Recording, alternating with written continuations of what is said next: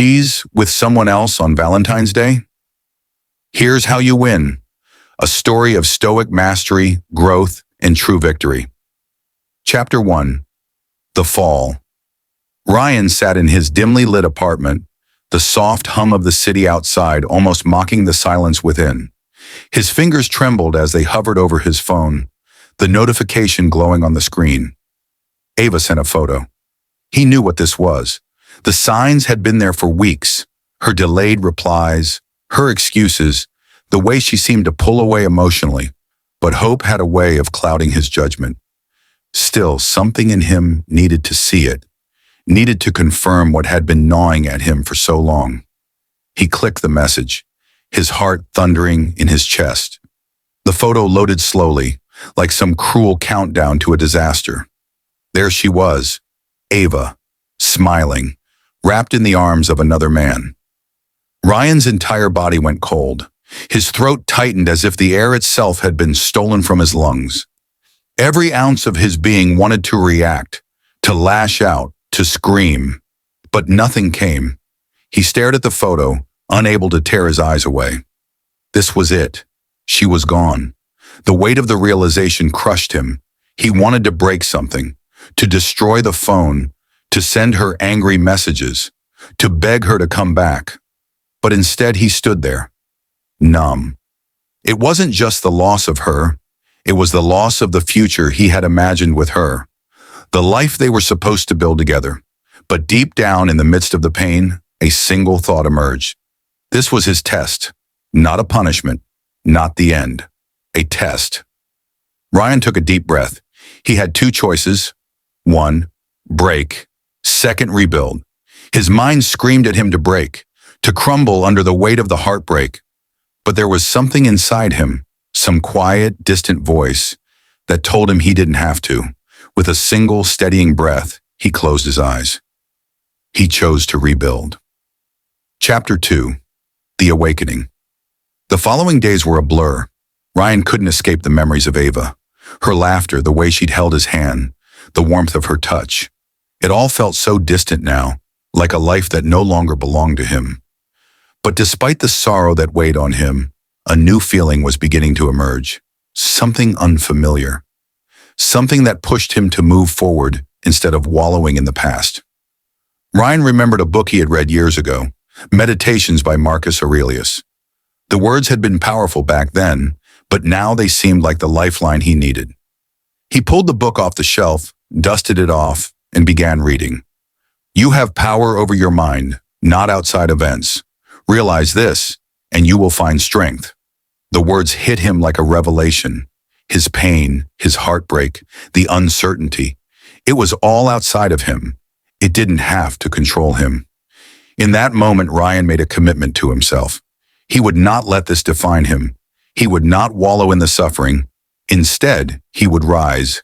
He would transform. So he did what he knew best. He started small. Every morning he woke up at 6 a.m. and went for a run. The physical exhaustion cleared his mind. He didn't think about Ava. He didn't think about what he had lost. He focused on the rhythm of his breathing, the feel of his feet hitting the pavement, the strength of his body as it moved. The physical discipline gave him mental clarity. He could feel his resolve strengthening. He wasn't just rebuilding his body, he was rebuilding his spirit. Ryan realized something. He was in control. The pain of the breakup would still be there, lurking in the background, but he could choose how to respond to it. He wasn't going to drown in self-pity. He wasn't going to beg her for answers. He wasn't going to make the same mistakes he had made before. Ryan was learning to be stoic. Chapter 3. The transformation days turned into weeks, and Ryan's routine became more than just an escape. It became his foundation. The first few days after Ava's photo haunted him, the emptiness in his chest felt unbearable. Yet as time passed, something shifted within him. Every morning he ran, pushing himself harder each day. The physical exertion not only trained his body, but also his mind. He started meditating after his runs, focusing on controlling his thoughts. Ryan began to realize that the pain he was feeling, the grief, was only temporary. But how he responded to it, that was in his control. Marcus Aurelius's words echoed in his mind. Waste no more time arguing about what a good man should be. Be one. He didn't need to be angry at Ava. He didn't need to resent her. It wasn't about what she had done to him.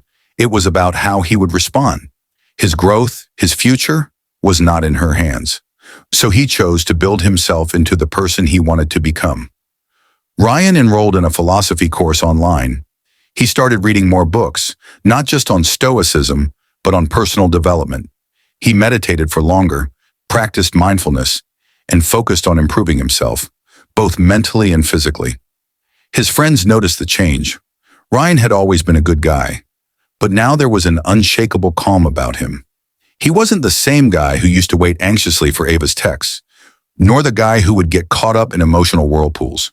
He had become the version of himself that he admired, the one who was in control of his life, regardless of the chaos around him. One evening, while out with his friends, Ryan found himself having a conversation with a woman who reminded him a bit of Ava.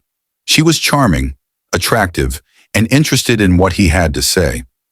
But as he listened to her talk, something profound clicked in his mind. He didn't need her approval. He didn't need anyone's validation. For the first time in months, Ryan felt completely at peace. The past didn't control him.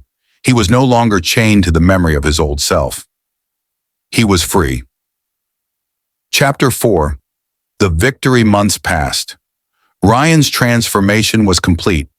His friends remarked on his growth, and even his family noticed the difference. He wasn't just physically fitter, he was mentally sharp, emotionally grounded, and content. One day he received a message. It was from Ava. Ava, hey Ryan, I hope you're doing okay. I've been thinking about everything. I made a huge mistake.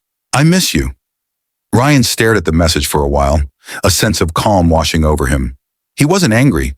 He wasn't desperate for her to come back. For the first time, he realized that he had already won. Not because she sent the message, but because he had already rebuilt his life.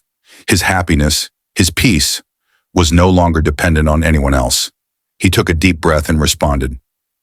Ryan, I'm doing great. Thank you for reaching out, but I've moved on. I'm in a much better place now. I hope you find what you're looking for too. He sent the message and put his phone down. There was no bitterness, no regret, just peace. Ryan had mastered the art of Stoic living. He had learned that life would always bring challenges, but it was how you responded to them that mattered most. Ava's absence no longer left a void in his heart. He had filled that space with something more meaningful, his own strength, wisdom, and self-respect. As Ryan walked outside that day, feeling the warmth of the sun on his face, he knew that this was the true victory, not just in love, but in life itself. He had won.